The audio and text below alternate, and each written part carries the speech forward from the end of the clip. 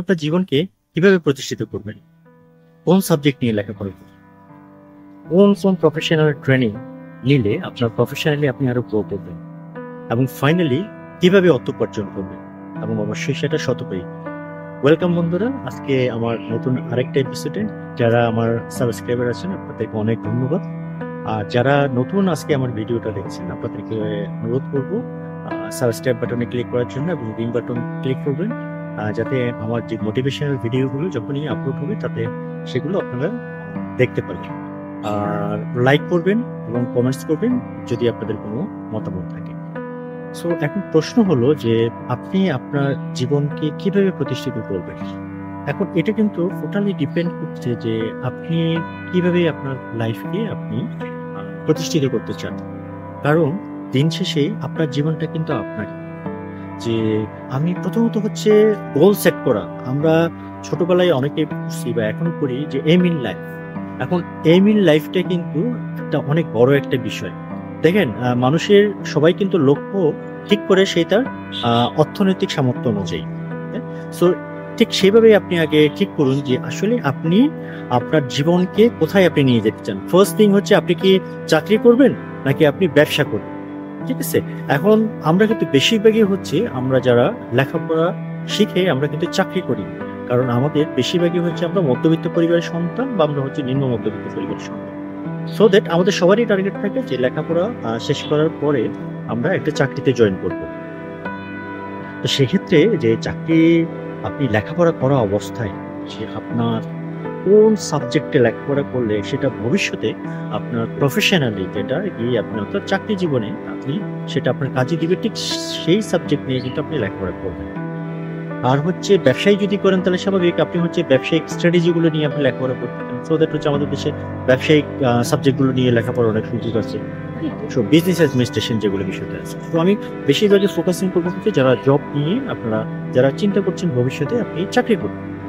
এখন চাকরি করবেন, চাকরি তো এখন ক্যাটাগরি আছে। আমি যদি বলি যে আমি আমার এই চ্যানেলে হচ্ছে সবাই ধরেন আপনি হচ্ছে খুব বেশি লেখাপড়া করতে পারেননি, আবার হচ্ছে যারা অনেক বেশি লেখাপড়া করেছেন। এখন যারা খুব বেশি লেখাপড়া যারা করতে পারবেন না, তা আপনাকে আগে আপনাকে যা বুঝতে হবে যে আসলে আমি তো খুব বেশি লেখাপড়া করতে পারি, ধরেন আমি ক্লাস 7-8 পর্যন্ত পড়লাম বা আমি এসএসসি পাস করলামই না। তাহলে এখন আপনি চিন্তা করেন যে আসলে আপনাকে কোন টেকনিক্যাল নলেজটা আপনি জানলে আপনার জন্য একটা চাকরি পাওয়াটা সহজ হবে। আমি সবচেয়ে একটা যে বিষয়কে ইদানিং গুরুত্ব দিই, এটা 2025 সালে এসে বাংলাদেশ থেকে যেটা শুরু হয়েছে সেটা হচ্ছে টেকনিক্যাল কাজ, হাতের কাজ। আপনি অটোমোবাইলের কাজ শিখেন, আপনি ড্রাইভিং এর কাজ শিখেন, আপনি হচ্ছে মোটর মেকানিক্স এর কাজ শিখেন, আপনি হচ্ছে হোন্ডা মেকানিক্স এর কাজ শিখেন, হোয়াট এভার টেকনিক্যাল তো অনেক কাজ আছে। আমি যদি সাধারণ একটা উদাহরণ দিয়ে যদি বলি, আপনি দেখেন এখন যদি আপনি কোনো একটা বাসায় যদি আপনি একটা ফ্যান লাগাতে আসে একজন মিস্ত্রিকে কিন্তু মিনিমাম 100 টাকা দিতে হয়, এবং সেটা হয়তো ঢাকায় আমাদের স্ট্যান্ডার্ড এক এক কোনো কোনো জায়গায় 200 টাকা দিতে হবে, কোনো জায়গায় 200 টাকা দিতে হবে। আমি এটা একটা সাধারণ কিন্তু উদাহরণ দিয়ে বললাম, ঠিক আছে। সো এইরকম কিন্তু অনেক কিছুই আছে যে টেকনিক্যাল জ্ঞান যদি থাকে তাহলে সেটা হচ্ছে আপনি আপনার ব্যক্তিগত বা প্রফেশনাল জীবনে আপনি সেটা প্রয়োগ করতে পারবেন, নিজের জন্য উপকার হবে এবং সেটা দিয়ে আপনি অর্থ উপার্জন করতে পারবেন। সো সেভাবেই কিন্তু আপনাকে ঠিক করতে হবে যে আসলে আমি কিভাবে হচ্ছে নিজের জীবন প্রতিষ্ঠিত করবো।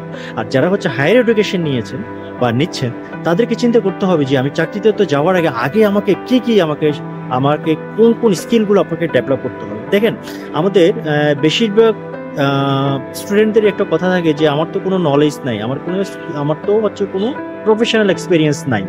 স্বাভাবিক, আপনি তো প্রফেশনাল এক্সপিরিয়েন্স আপনি চাকরি করেন, তাহলে প্রফেশনাল এক্সপিরিয়েন্স আপনি গ্যাদার করবেন কিভাবে। তো সেক্ষেত্রে যে বিষয়টা হলো, যেমন আপনাকে খুব ভালো করে আপনার কম্পিউটারটা শেখা আপনার জন্য।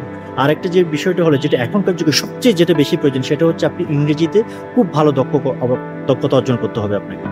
আপনি যদি খুব ভালো যদি ইংরেজি যদি বলতে পারেন এবং আপনার প্রেজেন্টেশন স্কিলটা যদি ভালো যদি হয়, most important in the world right now, how you present yourself, এটা হচ্ছে সবচেয়ে বেশি ইম্পর্টেন্ট যে আপনি আপনার নিজেকে কিভাবে আপনি প্রেজেন্ট করছেন। হ্যাঁ, কারণ আমি সবসময় বলি বা আমরা যারা দীর্ঘদিন থেকে জব আমরা বলি যে আমরা হিউম্যানটা হচ্ছে একটা প্রোডাক্ট। সো আমি একটা প্রোডাক্ট আমাকে সেল করতে হবে মনে করেন। হ্যাঁ, আপনার তো আমি যদি বলে প্রোডাক্ট কেন বলছি, মনে করেন আমরা 10 জন হচ্ছে একটা চাকরির জন্য আমরা ইন্টারভিউ দিব, তাহলে 10 জন থেকে একজনকে চুজ করে নিবে। বিষয়টা হচ্ছে এরকম, এই যেমন আমরা বাজারে গেলে হচ্ছে দেখা যাচ্ছে কি 10 জন থেকে গুলো হচ্ছে দেখা যাচ্ছে 5 জন থেকে গুলো হয়তো আমরা একজন থেকে মাস, তাহলে একজন থেকে কেন নিই, সেখানে দামের একটা ব্যাপার থাকে, আবার একটা হচ্ছে প্রোডাক্টের কোয়ালিটির একটা ব্যাপার থাকে। সো ওই যে 10 জন থেকে ইন্টারভিউ নেওয়ার পর সেখান থেকে একজনকে নিবে, সেখান থেকে কিন্তু তারা বেছেই নিবে। সো সেই জায়গায় একজনের জায়গায় আপনাকে পৌঁছানোর জন্য আপনাকে নিজেকে তৈরি করতে হবে। যে আপনি কিভাবে তৈরি করলে ওই 10 জনের মধ্যে ইন্টারভিউতে ডাক পাওয়া আপনি নিজেকে প্রমাণ করতে পারবেন। সো সেক্ষেত্রে কিন্তু স্কিলের কিন্তু কোনো বিকল্প নেই। আপনি যত বেশি স্কিল আপনি ডেভেলপ করতে পারবেন, সেটা আপনার প্রফেশনাল লাইফে তত বেশি আপনাকে সহযোগিতা করবে সামনের দিকে এগিয়ে যাওয়ার জন্য। সো এই জন্য try to improve your self by gathering lot of skills actually. হ্যাঁ, সেদিক থেকে আপনার জন্য ইংরেজি আমি বলবো একটা most important things right now, যেটা দিয়ে আপনার ভবিষ্যতে অনেক কাজে লাগবে। সো বন্ধুরা, আজকে এটা শেষ করলাম। নতুন আরেকটা ভিডিও নিয়ে আবার হাজির হবো খুব শীঘ্রই। ততদিন ভালো থাকবেন।